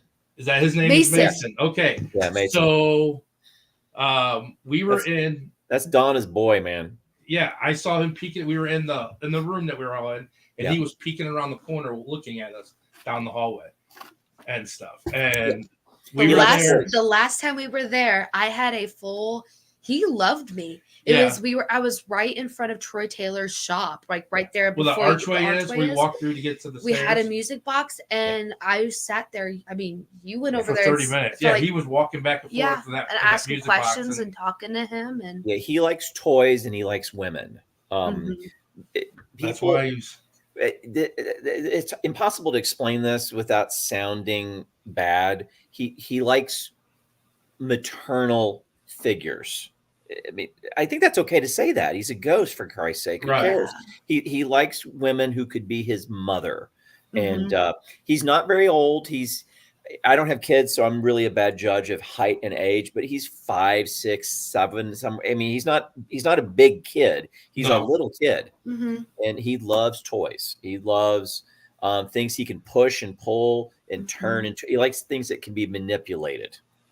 So we played hide and go seek. I had hid somewhere. I went all the way by the door, and by the end of that, at the end of the couch, and I had hid. And we had one of our other friends hold the dowsing rods, and it was like, all right, now go find her, and had led right where I was hiding. And so it was like, I had I would say like that whole experience with the whole music box. Cool. Yeah. So I was excited to go back to see him and talk to him. Well, I told myself back at the beginning of February, when I'd made the decision to close the museum and sell it, that I was retiring. And I came out of retirement one time and one time only, which was to do this podcast with you guys. And I'm glad I did. It's been a lot of fun. And I suppose being away from it for a few months has kind of, kindled a little fire in my belly still, because I've just invested so much emotionally into that hotel over the years. And it makes me very happy, and Donna too, to know that there are other people that are going to care and love it as much as we did and still do. So I'm grateful you guys will be there this weekend. Yes. We love Mineral Springs. I mean, we do. And we talk about it all the time, and everybody's like, oh, in Alton, and I'm like, yep, Mineral Springs. Yep. Because they always talk about like McPike Mansion that's just McPike, right? Yeah, McPike, yeah. And then the church that's closing now that. Well, no, Unitarian was sold also. It is not closing. People, that's not true. They have not yet determined what it's going to be moving forward. The same thing as Mineral Springs. people are clutching pearls and running around going, oh my God, all of our haunted locations are being scooped up and we're not going to be allowed in anymore. That's not going to happen. It's just, everyone should relax. It'll be fine. Hey, it's interesting you said that too, because I shouldn't say this, but I'm going to say it. For all of the years that we've been doing Mineral Springs stuff, and this is not ego, but it's the truth. We did it out of love. Mm-hmm. Donna and I, when people rented the building to investigate, those checks were made to the owner, not to me. I agree to that, because you always said it goes to the owner, not to them. We never profited 1 red cent off of Mineral Springs. Now, when people would come in and they would shop in our stores, of course, yes. I mean, so there's a reason, but it's not that the economics don't make any sense. They never did, and they still don't. We did what we did because we loved the building and we loved the spirits, and more importantly, we loved the people that were coming to investigate the spirits. And that's not going to change no matter who owns buildings in Alton. It just isn't. Mm-hmm. So I think everything is going to be great. I think Alton is going to continue to be known as a paranormal tourism destination. The economics of that speak for themselves. And we've left, the museum in Troy's capable hands. The tour business is going very well. There's multiple tours available in town. I think things are going to be just fine. Mm-hmm. We're just going through that transition period right now. Yeah. Well, I appreciate you so much for coming out of retirement for us. That's good. You're welcome. I'll have to remember next year now when we have our anniversary. We'll send you you could do a little video. Yeah. You have to come out of retirement just to do a little video. Congratulations thing. Yeah. All right. Thank you guys so much. You all be good. Thank you, everybody. Go see Ratings In at Mineral Springs and everything. They do have a webpage, correct? Yes. Yeah. Right. It's rainingsin.com. Rainingsin.com. Right. You can go Facebook, Instagram, all that shit. Yes. TikTok. It's all there. You got it. You guys can figure it out. Just Google it and you'll find it. I appreciate it, Dave. Thanks so much. Thank you, Donna. She's still back there. I think she went to sleep. Oh, okay. I'm not sure where she is. I do appreciate it. Thank you very much, Dave. All right. See you guys. All right. Bye. Bye. That was awesome. Yes. Thank you, Dave, for coming out of retirement just to come talk with us. Do you want to hit some comments there before we do our giveaway? Yeah, I can get a little bit. If you guys want the giveaway for the free tickets, make sure you let's comment number 13 to enter. Yeah. Number 13. And there's 13 people watching right now. 13's our lucky 13. number. So if you want 13, type in 13 to enter. Put you in the wheel to enter for free tickets to the Metaphysical Fair. Yes. This weekend. This weekend. Let's see. Where is it at? Mouse said, oops, I'm late. All good, Mal. All good. Good thing that we, if you want to catch the beginning of it. She's far away, so she wouldn't get a ticket. I just lost my train of thought. You can watch the beginning and when we post it. Yes. Thank you. Jeannie said best podcast ever. Really? Yes. Even over Santiago? Come on now. It has to rank up there in the top. That was good. I like Dave. Yes. All our podcasts are guests are great. Yes.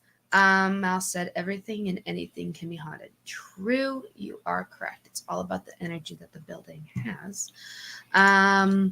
Lauren said Zen is awesome. I get so much stuff there. It's ridiculous. I know.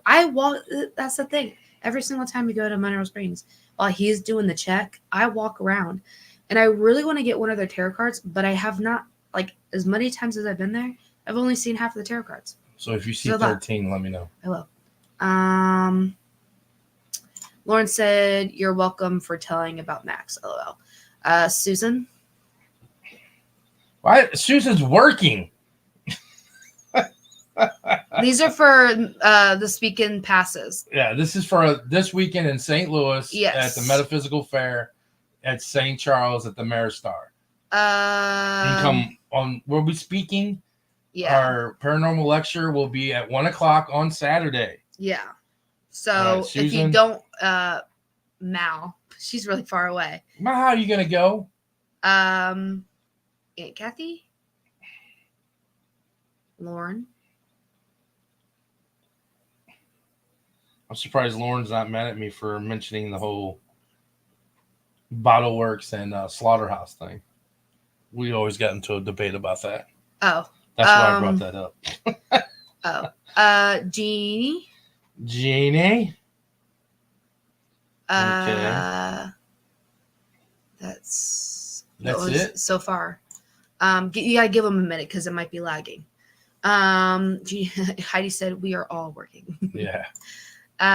KT said Dave is always fun to listen to. Yes. Yes. We've been my first ever time in Mineral Springs. We talked to Dave for like an hour. It was an hour and a half when there was a Yeah. museum. It was just we kept talking about all kinds of. What I didn't even think about that through all the way. It's all right, Val. It's all right. I won't put you in. We're not giving the shirt away because we didn't reach the 500 mark. Yeah. But we're still going to give away the tickets for the thing. You had to get 500. We had to get 500 to get the shirt and the tickets. Yeah. But you can come buy a shirt. But yeah, no, we sat there. We stood there outside because we were kind of getting our stuff ready, and Dave and Donna had came out and walked out, and we had sat there stood there. Well, for that was an hour like and the a half. second time. That's why I said my first time getting. I wasn't there the first time. I wasn't there for the first event.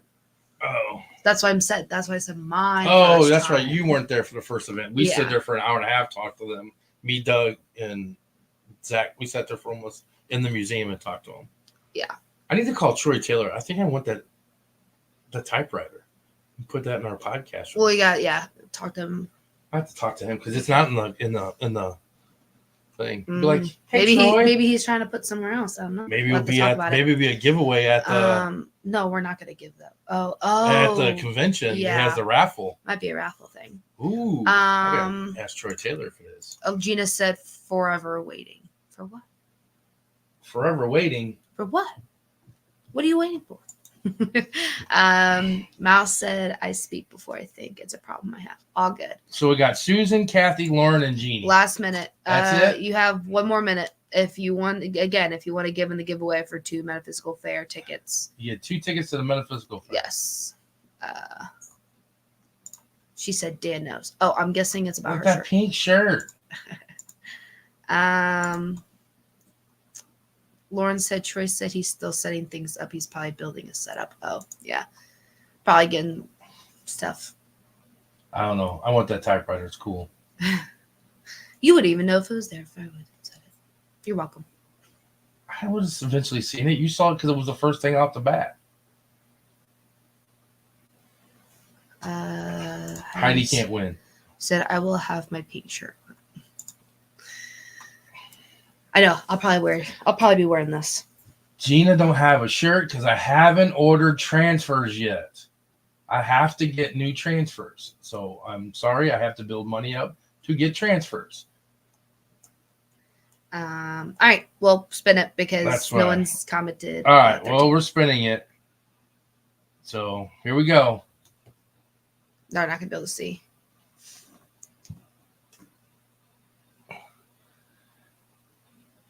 And it's Jeannie. Jeannie, congratulations. Jeannie. Oh, no. It was Susan. Susan. Sorry, Jeannie. It moved off your name and went to Susan. Susan's the winner. But Susan's probably going to take you. So that's why they probably double their chances. And Susan's getting it free anyway because she's volunteering. Oh, my goodness gracious. Mal said, if I say 31, what do I get in her to win? Sorry, maybe we'll talk about that at a different time. But yeah, so that's this weekend. Come down and see us. We'll have some new things at our booth. Yeah. We're making some new things. Come down, check us out. Yep. Come down and listen to us speak. We'll be there, like I said, at 1. Mm-hmm. We speak to do our do's and don'ts and the little cheap things you can buy for paranormal. Yep. Please come down if you're going to the thing because we were not going to have much merch. If you're looking for a t-shirt or a hoodie or something like that, let me know if you're not going to the fair. I can bring it to the night if you're interested in that. You don't have to pay for like shipping and stuff like that. So, because again, and if you're going to the event, we don't, since we are doing the Metaphysical Fair like both days, we don't take a lot of our stuff. We don't take to the event. So Because the majority of it's packed up Exactly. there. So yes. And they don't give us extra time to reset up the next day, so we have to leave it there. Mal said no dolls. Oh, damn it. Damn it. So do you want to tell your quick experience this weekend getting the shit started out yet? So last weekend on Saturday, I went to the YWCA in Alton, Illinois. Speaking of Alton, you know. Which they do have seeaghost.com. They have a event every month. Every month they have one event. Yep. It's $55 from 10 to 2 o'clock. You get to go investigate the YWCA. Okay, yes. Sorry. Anyway, no, you're good. So we were, again, what paranormal investigator event people have to do is once everyone leaves, you have to lock up, meaning, and this is a functioning YWCA still. So there's light switches that you have to turn off, everything, like all electricity works. So you have to make sure everything's shut down for the next people the next day. So it's me, my dad, Nicole, and Mark.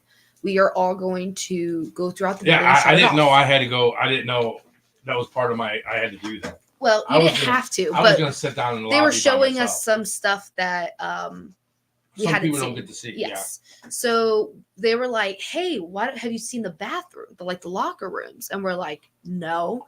So we all go in the men's, the old men's bathroom.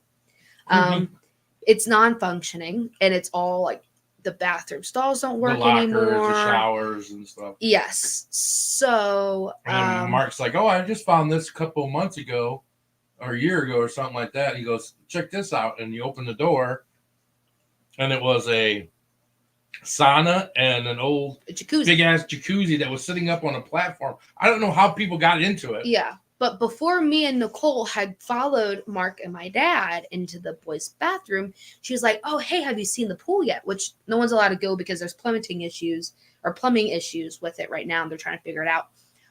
So she's like, "Have you seen it?" I'm like, "No." So we walk down the steps and she points her flashlight in and you can see the pool.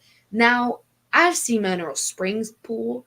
And I don't know if it's just because no one's been in there, but it is creepy. Was there water in it? No. Oh. It's all empty. Oh. And I don't know what, it's creepy. And Nicole's like, "Oh, there's children that hang out in there, like, spirits." And she was like, "They follow you around." And I was like, "Oh, haha," thinking that doesn't happen to me. Like, we're paired, like, they don't, which we have to make a TikTok. It's like, we're paranormal investigators. Of course we think nothing happens to us. Yeah. Like, we need to make that TikTok because it's really, maybe we do it this weekend. Yeah. And so I was like, "Oh, ha, ha, ha." So we walk into the boys' bathroom and then we walk into the women's. And we go into women's before you two. And we never went into women's. No, we thought you were going to. Oh. We thought we heard your voice. I thought, well, yeah, because I thought you were going. all the way in the back and we bunker down and hide because we thought, this is funny. Yeah, they were going to try to scare me and Mark. The number one rule is you don't try to scare other people. Scare. Well, you can't go by that rule anymore, too, because I didn't do it. No. So you do. Anyways, wait a minute. You tell up to your story, and then let me tell up to mine because that matches up. All right. So we go. You're bunkering in, waiting for us. Yes. So let's end that there. Let's end that part there. Well, wait a minute. Hold on before you do it. So me and Mark come out of the men's bathroom, and Mark's like, I said the girls checked the women's. That's why we didn't go into the women's bathroom. I said, "Oh, Nicole and Maddie checked the women's." I said, "They're upstairs." I heard them go up the steps. So me and Mark go up the steps. Now the steps lead into a hallway. So we get up there and they're not there. And at the end of the hallway is a dance studio. Mm-hmm. Well, as I'm walking down the hall, you can hear them in the dance studio walking and giggling. And then they go in. As soon as we get to the edge of the dance studio, the door swings because it's a swinging door at the other end. Mm-hmm. It swings and closes, And then Lark goes, "Where are they at?" And I said, "Oh, they're being funny. They're trying to scare us." Mm-hmm. So Mark's like, "Okay." So he turns the lights off in the dance studio. We go around to that hallway that Madison don't like. It's the creepy hallway. And they're not there. But you can see like shadows up at the end of the hallway. So I'm like, oh, they're trying to scare us. Well, we get halfway, and then all of a sudden we hear you and Nicole coming up the steps. So I'll stop. So Mark goes, come in this room.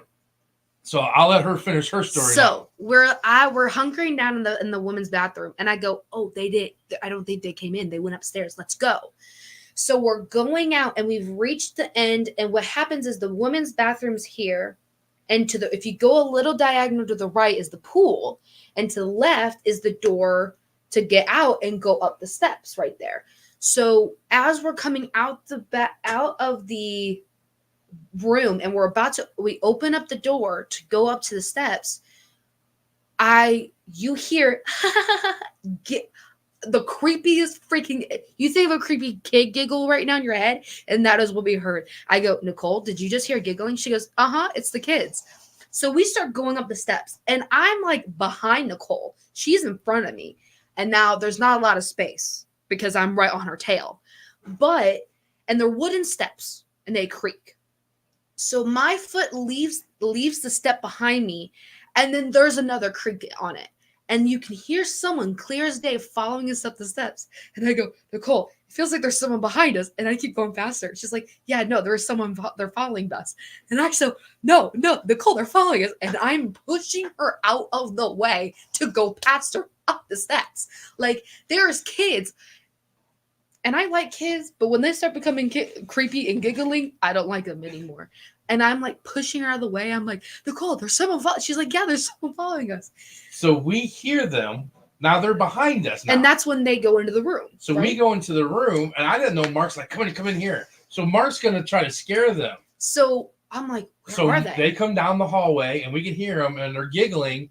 Well, I'm trying to, like, out of fear. Yeah. And all of a sudden, Mark, like, bang, he bangs on the door really hard. And I just had already a traumatizing experience for me. And all of a sudden here, and I'm like, And that's about shit her pants twice. Yeah. Back to back. And not only that, all night I was getting jumpy because the guests, like when we were doing the seance in the gym, did you even hear me? I was sitting like this, and all of a sudden I'm like, I feel I didn't hear the door close. I didn't hear anything. I just felt foot taps on the gym floor, and I turn around, and there's a shadow of the guest standing behind me. I go, oh shit. They scared me. I was like, oh my gosh. Like, it was just the YMCA is very like, you can get lost. Oh, there's so many turns and stuff. So I asked Nicole, because we've gone to the YMCA in Rock Island, Illinois. Yeah. And it was kind of the same way. And in this, and Alton, the YWCA, I was like, why is it like that? Why is it the two things that we've been to, it's just like that? And she said it's because they would have their original building, and then they just added onto it. And next you know, they're like, you can't really tear down rooms, so you just add another room to it and go from there. So that's why a lot of YMCAs and YWCAs that's been around for a long time, it's like a maze. Like, you go into a room thinking it's going to be a room, and next you know it's a hallway, and you're like, oh. Yeah, I didn't. Doors lead to everywhere. I believed that we heard them, and Mark even said, we looked at that, they were ahead of us, because I heard them in the dance studio. And then. So, I was like, oh, they my had said gosh. what? That they chased that kid around for 10 minutes? So there's a doppelganger there. Yes. And Nicole and Mark had been chasing around a guy with a striped shirt around the building. And Nicole said you would see him right in the corner. Like, you would walk down you would round the corner and see him on the other one. That's kind of like when I saw. Once I got into the dance room, it was like you guys had just gone into the door.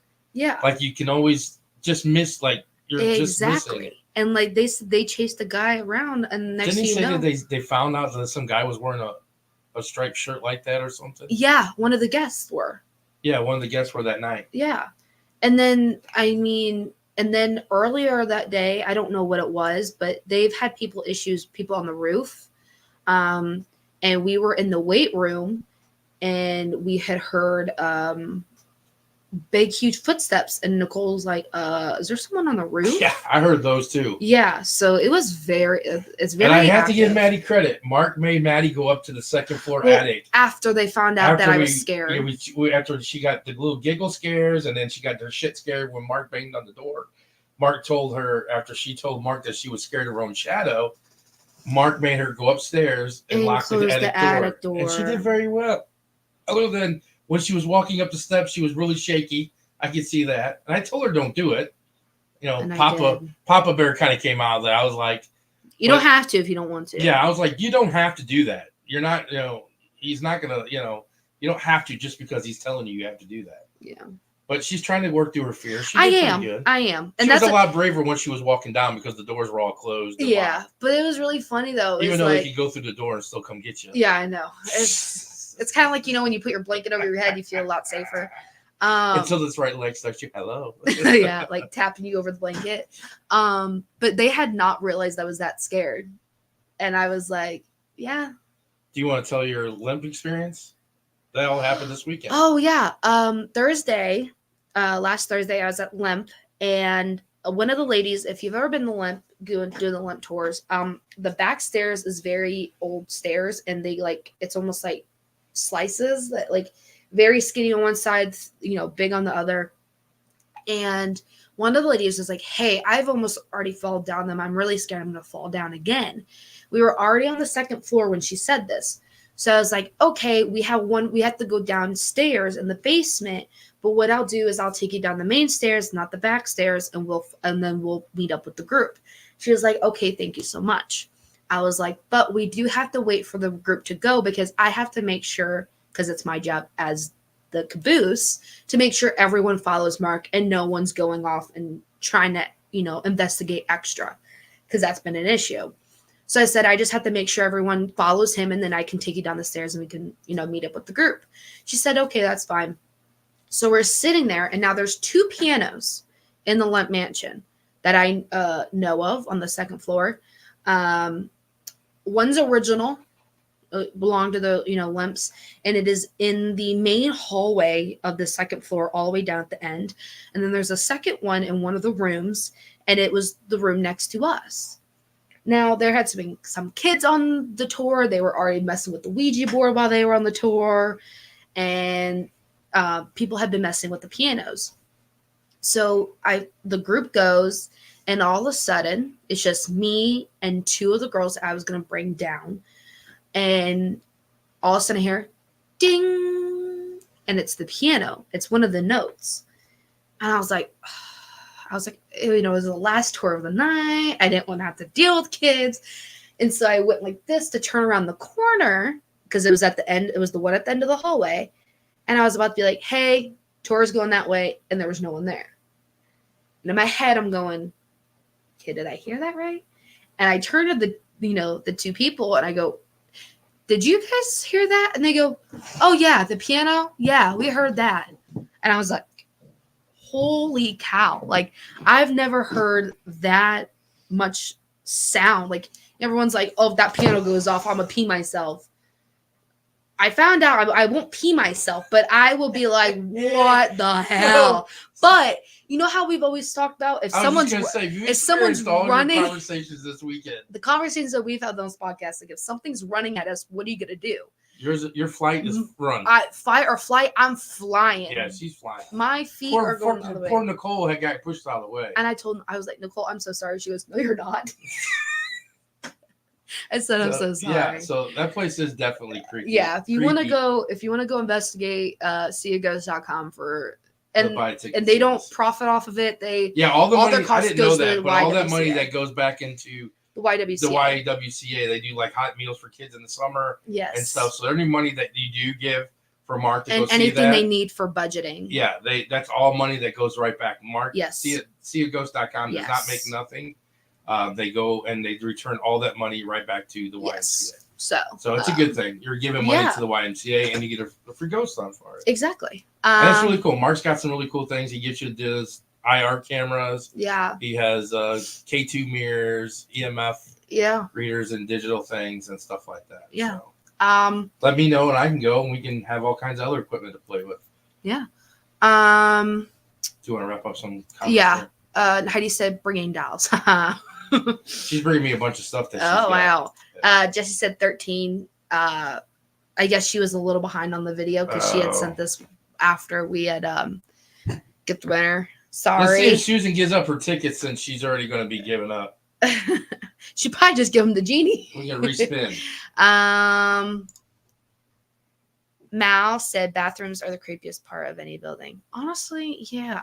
In Mineral Springs, there's supposed to be a portal in the bathroom. Lori said, hello, found the show. Hi, Lori. Hello, Lori. How do I enter the contest tonight? We've already done the contest, sadly. Unless Susan wants to give them up. Well, she doesn't have to. You know what? We'll just do another set. It's fine. We'll do it. The company will do it. So everybody that didn't do it, Jess, are you, if everybody's still in here, Jess and Lori, comment again if you're still in here, and I'll add you to the list, and we'll just take Susan out of the circle. Let's do. Just say tickets. Just type in tickets, and we'll give you till 8:56. She said, "I will give." She said she will. Yeah. Thank you, Susan. Susan's gonna get in anyway. Jeannie's getting in anyway, so. All right, we'll take Susan out. Paranormal Mouse said 31. You're gonna get a doll for that. Yes. And we're gonna take Jeannie out. So you need do you want me to go back up and give you the names? No, just we'll put Lori's in there. Lori and Jessie. Jess. Kathy, Lauren. KT said the attic was really odd feeling there. Yes. I didn't get to go in the attic. I've been in the attic. That was the first time that I had ever investigated. Lori, did you get tickets? Wait a minute, Lori, you're going to the event, right? On Saturday? Yeah, if you guys are going to the event. If you're going to the event, you have a weekend pass. Yes. Mal said, I will just spam 31. No, never mind. No dolls. Yeah, Lori, if you have a ticket to Mineral Springs, you have a weekend pass. Same thing, KT. Yeah, you KT also. or whatever. Yeah, you have a weekend pass to the Metaphysical Fair. Yes. But yeah, that kind of happened this weekend. Kind of like we talked a little bit before. We're gonna move our podcast. I have just let you guys know, if you guys couldn't tell, I like pink. I have my father is a wonderful father, and I have a pink microphone coming, and so Lori said, I'm watching tickets. I guess she's behind. I don't know how far people are behind on it. KT said, I am now wondering if the voices I heard there were not people. The why. Yeah, I mean, that very possibly could. Heard a lot of stuff at the Y, so yeah. I think Lori is going though. Yeah, Lori is going. To the event? Yeah, Lori, she's the last one to buy tickets. So Lori, yeah, if you did buy tickets, you already have a weekend pass. I just don't know how far people. But yeah, so we have 3. Susan gave it up. But yeah, I'm excited for we'll spin the wheel again here. I'm excited for my pink microphone and for our podcast setup. She said no, I'm not going. Oh, she's not going? No. Come on. We'll close this out. But yeah, I'm excited. I'm gonna get vines and have you. What is her name? Lori? What? Is this Lori? Yeah. Lori. Oh. But I wish I could. Clay's gone over the road. That's Lori. Okay, that's McGuire. Okay, I thought it was somebody. I'm sorry, Lori. I thought there was a lady going this weekend. Sorry, that's Lori McGuire. What have you gotten for the podcast? Yeah, I know you were looking on. Oh, I got this. This is my first purchase. What? Let's see what kind of stuff he's getting for his side of his podcast. Oh, they're freaking baby shoes. Yeah. With the bell on them. There's some old antique baby shoes. I bought them. That's my first thing. She said if I win a ticket, I'll get there. These are tickets for the metaphysical fair, not Yeah, the this event. is for the metaphysical fair, Not the event. not the event.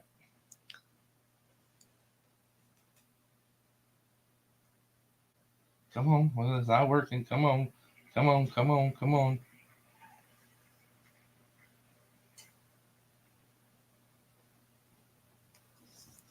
Won't work. If I can do this, it won't do it.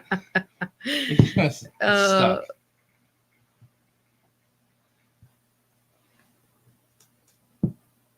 They can't see it. You're not gonna be able to see it. Kathy. And Kathy.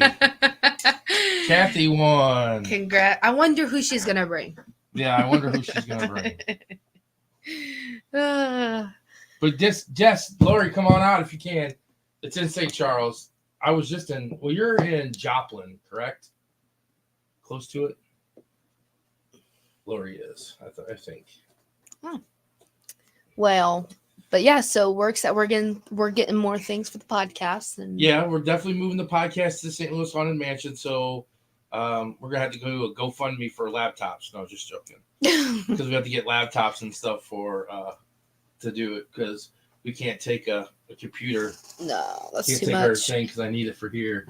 So podcast will be moving. Hopefully, maybe by things go well, maybe May April, and stuff. April, we'll March, have it. April. Yeah, we got a whole another month. Yeah, another month we should be because her stuff needs to be out of there by May anyway. So hopefully. Probably maybe at the end of May. Probably just Hopefully. that way her stuff can get out. And yeah, so we'll hopefully be doing that and everything. We have a full calendar for April. Susan said, "Tell me when you need coffin." Yes, I got a coffin. That's my first. Sylvia, hello. Now Sylvia. Sylvia comes on. She said, "Find a coupon to go to the fair here in Metaphysical St. Louis spring." Okay, so that was it. There you go. Find a coupon to the fair here, KC Medical St. Louis spring 2024 fair. Yes, you can find $1. Kathy won the 2 tickets. Mm-hmm. We just gave away to Kathy. Susan won them at first, but I think Susan's going to be volunteering, so she gets in free anyway for volunteering. So, and stuff. So, yeah, podcast. I think we just made. We're going to be on. Our friends of ours are doing a TV show on YouTube. Mm-hmm. And I think we just solidified our date for us to film our TV show. We're gonna be on his TV show. We're gonna be at Missouri Historical Ozark Morgue, which Abby just stayed at. Oh. It was a B&B. Abby just stayed there like last weekend. I know she's probably off there and stuff, but or is that her there? No, that's not her. But I think that's where he's gonna get. I think we're gonna do our episode there. So it used to be a mortuary type funeral parlor, morgue place, and now it's a bread and breakfast. I have no idea what you're talking about. We'll talk after this. Yeah. So things are looking up. Yeah. We have ISS. We have Mineral Springs tickets are still available. Yes. There's a limited tickets. Buy the tickets, sell the event out. It'll be our second event sold out. Before you do that way I can leave this up while you go. Sylvia said if anyone is going to volunteer, have them PM the at KC MSTL. Yes, they're looking for volunteers. You can volunteer like 5 hours. I think that's what she meant. Yeah. I think that's what you thought. Yeah, you can volunteer. I believe it's 5 hours, and you get in the fair free and stuff. So that's not what Susan's doing, is she though? Yeah, Susan's that's what she's doing. Okay. Yeah, Susan's doing that. Susan's volunteering some time, and you work at the desk and do stuff and hand out tickets and stuff like that. Yeah. Nothing strenuous. We're not have you moving and lifting stuff and stuff, so it's very easy. But yeah, if you have some time on Saturday or Sunday after church or whatever, and you want to volunteer some time, please, our chat, go on and volunteer some time, and you get a free ticket to get in. Yeah. And stuff like that. But what was I saying? Oh, this weekend? Yeah. Yes. I need a couple more tickets sold. Hi, Pam. Pam! I wanted to say hi before we got into our We're your about spiel. to get off the air. Pam! Yeah. I forgot the messenger. Oh, tell man. her. But yeah, volunteer.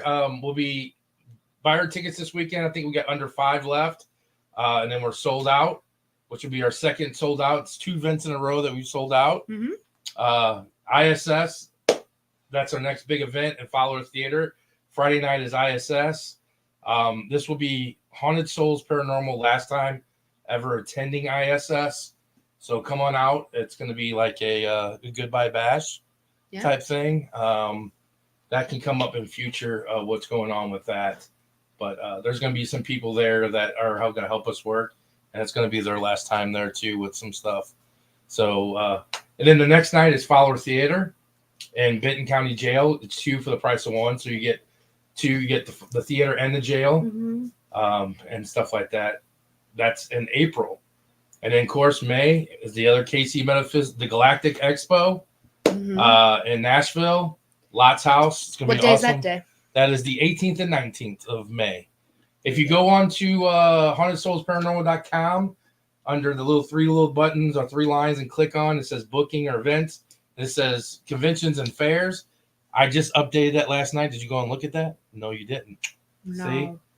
If you click on that, it has every fair, all KC Metaphysicals, the Kimswick things.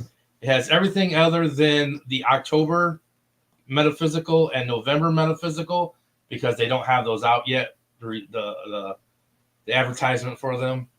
But everything else is there. Of every fair, you can click on it. It takes you right to their webpage, tells you the dates and everything there of where we're going to be at and what we're doing. So if you want to come out to a fair and see us, the American Hauntings, Strawberry Festival, Pam Apple said Butter. I wish I could come.